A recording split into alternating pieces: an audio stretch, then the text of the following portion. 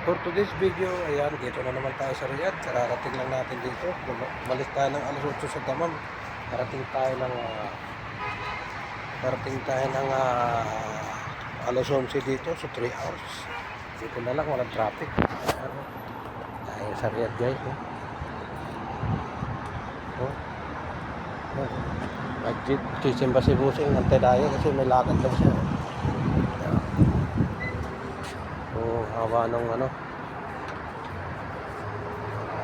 biyahe natin, mabot tayo 3 hours. Siyempre order muna tayo ng makakain natin dito para may almusal tayo sa Pure Jet, the Pure Burger. Ayan, diba?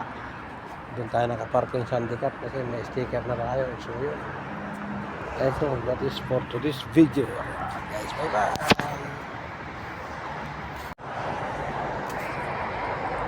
Yan, so nandito rin yung Sulaiman Al-Habib, meron pa rin dito.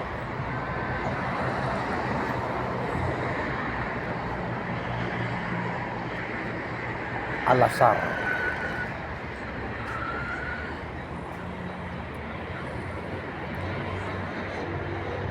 Puti na lang, walang traffic masyado, mga idol. Ang nagsisimba si Busing dyan, kaya natin siya.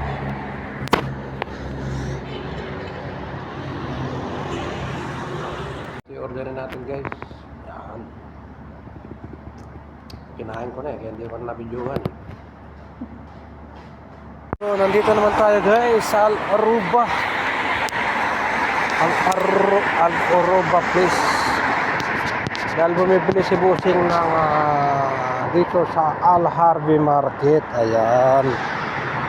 May bibilin siya. Na importante dyan.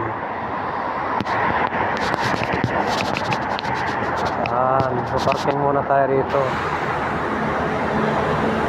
Dito naman tayo, bibili tayo ng mga paborito nilang tinapay.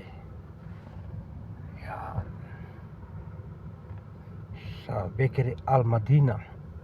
Okay, so dito tayo pa rin sa Al-Aruba.